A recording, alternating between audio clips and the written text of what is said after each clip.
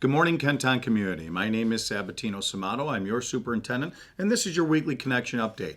I encourage you to pick up the Connection this week and really look at some of these great stories. We'll talk about them in detail a little bit more in just a second, but some of these titles include from this week, Celebrating Veterans Day. We have a board meeting recap in there. Some safety tips for families. We'll talk about that a little bit deeper in a second. Celebrating some new groundskeepers that we've hired throughout the district. And then we go into our district highlights. And there's several schools that are in the highlights. And finally, we finish off with our recognition. So let's get going. First, celebrating Veterans Day. The most important piece that we have in the Connection this week is really taking the time to actually realize why we are off today, and that is celebrating our men and women from our community and from around our nation that have served in our armed forces. Teaching our students about Veterans Day begins at a very early age because they will carry those lessons with them for the rest of their lives. The origin of Veterans Day goes back to World War I on November 11th, 1918. Fighting finally ended in Western Europe after more than 4 years of brutal warfare.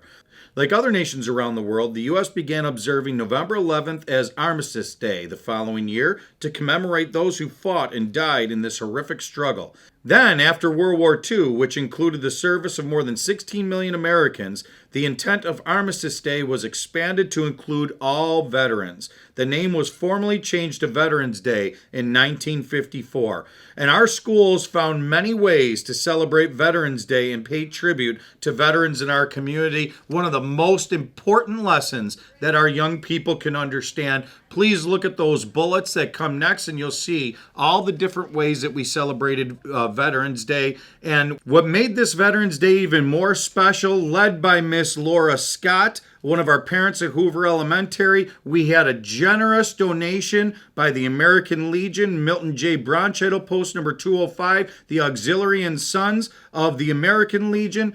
Thanks to all of them, we had a wonderful book, Veterans Heroes in Our Neighborhood, donated for every K through 2 classroom in our libraries throughout our district. Thank you so much. Our heartfelt gratitude to helping us educate our young community. Take the time today. If you do nothing else on this Veterans Day, make sure you thank a special veteran for their dedication to our nation. Thank you very much to all of our veterans. We are only here because of you and your dedicated service.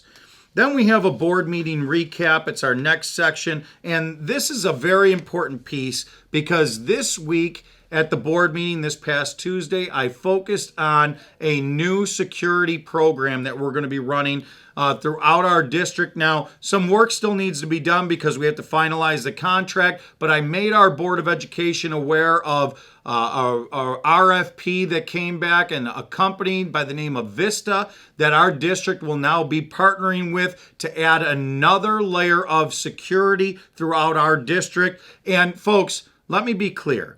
When we say a layer of security, and I'll talk about where that's going to be in a moment, but it's not just about adding people and armed security guards to our schools or our complexes. It's about adding those people and those people connecting with our kids, our families, our community, because there's a real fine line there. We want to maintain our family feel, but also add another layer of mitigation and another layer of safety and security to our schools, and that's what you'll see in this section. We will be adding someone to our Franklin complex, an individual to our Hoover complex, an individual that's on a rotating basis that travels daily between our 3 remaining elementary schools, and an individual to our Kenmore Middle School complex, also maintaining our SROs that we currently have in our high schools. And finally, we'll also be adding freestanding scanners to all of our buildings. Now, folks, these won't be used all the time, and we have to remember, I've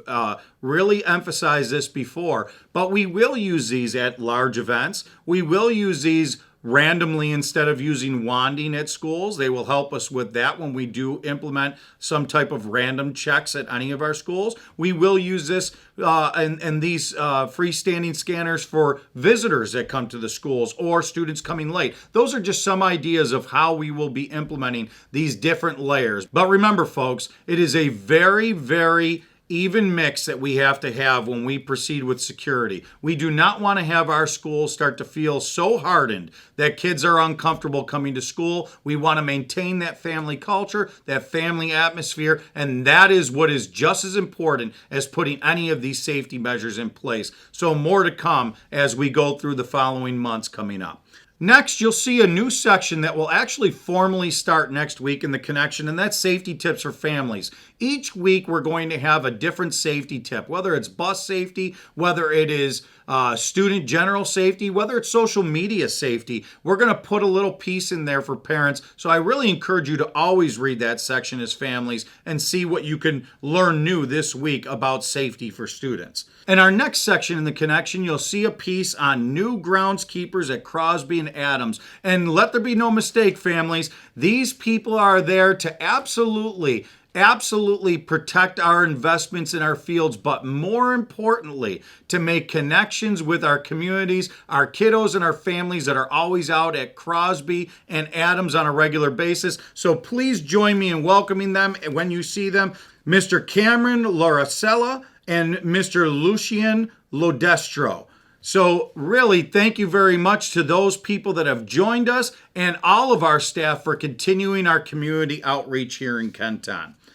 This, speaking of outreach, this past November 8th, this past Tuesday, we are off for Election Day, and it was a big day in our Kenton staff community. As you can see all the staff development, pick up our connection and look at all those various staff development sessions that were held throughout our district, because we always believe in continuing to grow our own here in Kenton. Then our next section, we'll see school and district highlights. You'll see a piece there of Kenton participating in a new education pathway program of really creating new young educators. An exciting program in partnership there with BOCES. Please take a look at that. Kenton looks to grow our Seal of Civic Readiness program.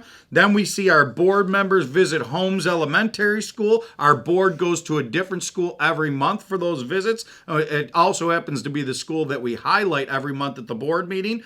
We'll also see a section in there about the blood drive this year. Then a story of Edison Elementary student wins a trip to school in a fire truck. Just wonderful community work by the fire department there.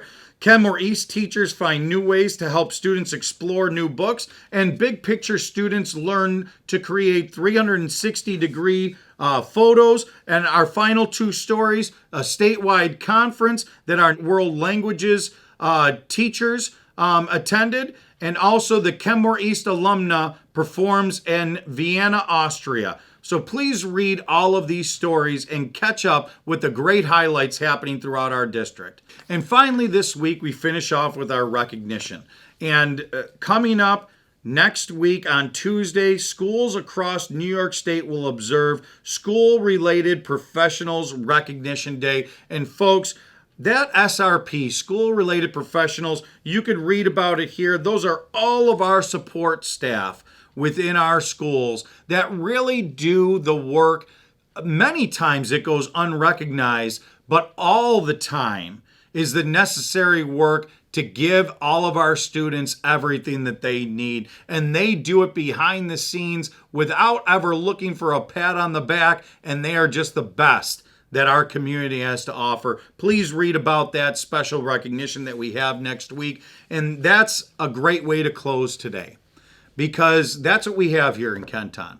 We have people that are just always looking to be the best. We have students that are always looking to be the best, and families always doing the absolute best, because together we'll continue to always figure this stuff out as one Kenton community, being strong, having that pride, and moving our district forward. Thank you very much, and have a wonderful weekend.